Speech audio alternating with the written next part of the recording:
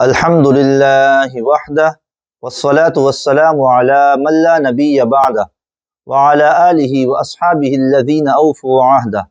Surah Al-Fatiha, Surah number 1, chapter number 1. The Quran is comprised of Surah Al-Fatiha and 30 juz, 30 chapters. The word Fatiha is derived from the word Fathun, which means to open. As the Quran begins and opens with this surah, it was named Surah Al-Fatiha. This surah is also properly known as Ummul Quran, the summary of the Quran. Summary of the Quran. In the Quran, Allah subhanahu wa ta'ala has spoken in detail regarding 6 fundamental subjects. Number 1, the oneness is Allah subhanahu wa ta'ala. Number 2, prophethood. Number 3, the day of judgment, the doomsday. Number 4, commands and rulings. Number 5, the believers. And number 6, the disbelievers. Allah subhanahu wa ta'ala has summarized all of these six subjects in Surah Al-Fatiha. Alhamdulillahi Rabbil Alameen Ar-Rahman Ar-Rahim is explaining the oneness of Allah subhanahu wa ta'ala. Maliki Yawmiddin is regarding the day of judgment. Iyyaka na'budu wa iyyaka nasta'een is in relation to command and rulings. Siratal ladhina an'amta alayhim is referring to prophethood and the believers. Ghayril maghdubi alayhim waladdallin is referring to the disbelievers. This surah uses the same term for all believers, alladhina an'amta alayhim, whereas for the disbelievers, two separate terms are used to describe them. Number 1, dhal, number 2, maghdub. The one who disbelieves due to pride and stubbornness, they are included under those who earn the wrath of Allah subhanahu wa ta'ala, like the Jews. And those who disbelieved due to ignorance and not knowing, they are those who went astray, like the Christians. Surah Al-Baqarah, Surah number 2, chapter number 1. Baqarah in the Arabic language means cow. In this surah, there is mention of a cow and the incident regarding it. Therefore, it is known as the chapter of the cow. This surah begins with the huruf al-muqatta'at, isolated letters. Alif, Lam, Mim.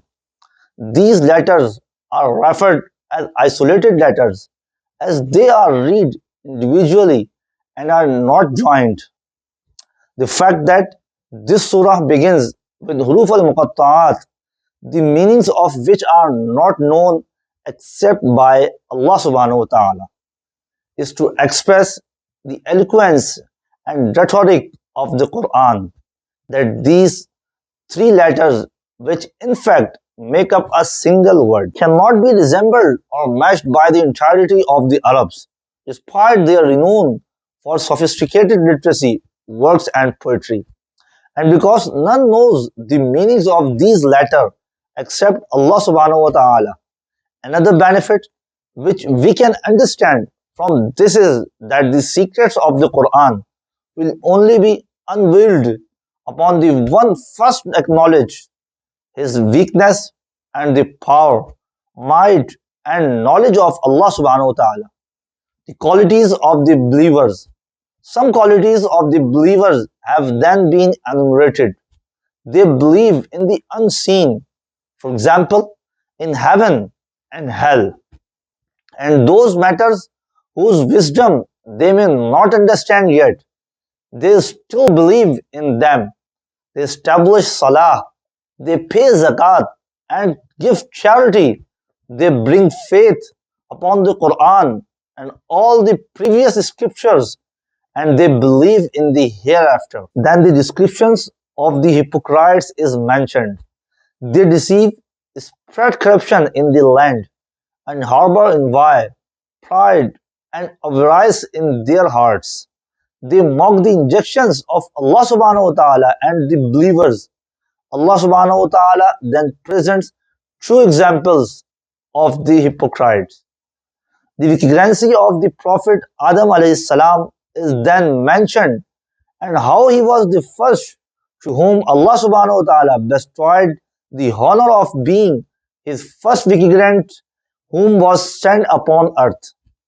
Number two, Bani Israel and the favor of Allah subhanahu wa ta'ala upon them. Bani Israel have been discussed in detail in Surah Al-Baqarah. They were sent a multitude of prophets, peace be upon them all, from Allah subhanahu wa ta'ala. They were blessed with worldly prosperity.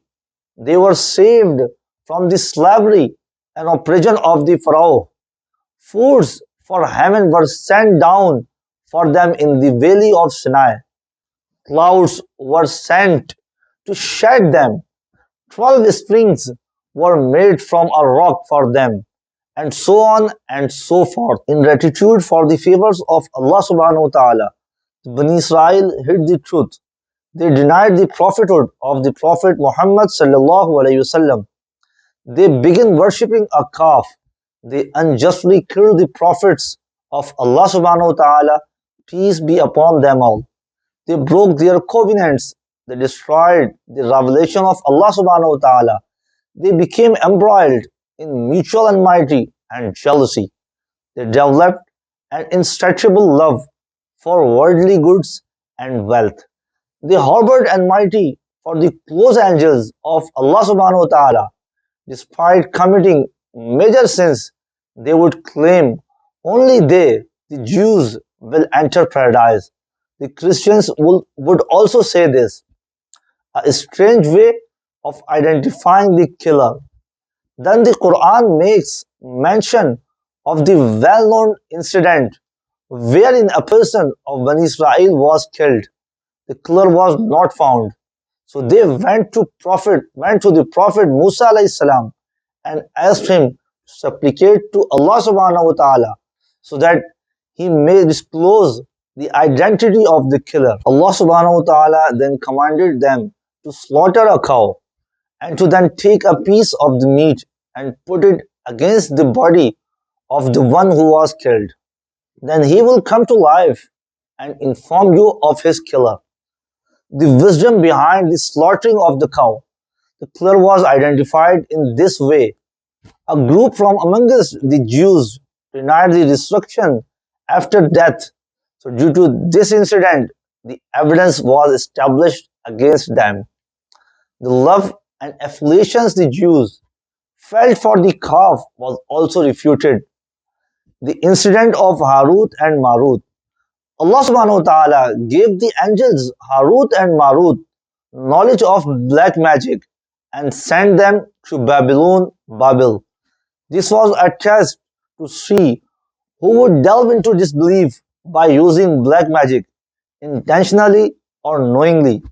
This was also to teach the people the difference between the revelation of Allah subhanahu wa ta'ala and black magic. The virtues of the Prophet Ibrahim alayhi salam and adherence to the Muhammadan Sharia. The people of the book accepted the virtue and rank of the Prophet Ibrahim alayhi salam, and they would attribute themselves towards him. Allah subhanahu wa ta'ala then extolled the virtues of the Prophet Ibrahim alayhi salam and informed them that if they are truthful in their claim, then they should follow and obey the Prophet Muhammad sallallahu alayhi wasallam, as the Prophet Muhammad sallallahu alayhi wasallam was the result of the prayer of the Prophet Ibrahim alayhi salam, and he is steadfast upon the way of his forefather Prophet Ibrahim alayhi salam. The steadfastness of the Prophet Ibrahim alayhi salam in the face of tribulations.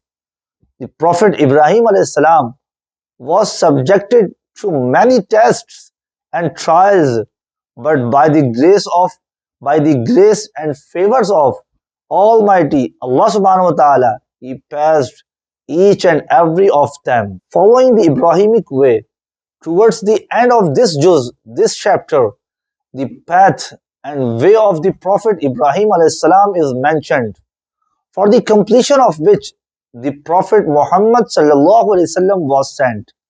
the Prophet Muhammad sallallahu alaihi wasallam was commanded to call the people towards the religion of the Prophet Ibrahim alayhi salam, which is the religion of all of the prophets, peace be upon them all.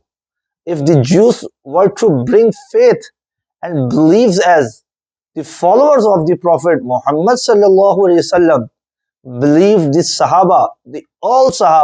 all companion, and the all Ahlul Bayt, then they will be rightly guided. May Allah subhanahu wa ta'ala grant us all the ability to follow Islam and to live our lives in accordance to it. Ameen. Wa akhiru da'wana anil hamdulillahi rabbil alameen.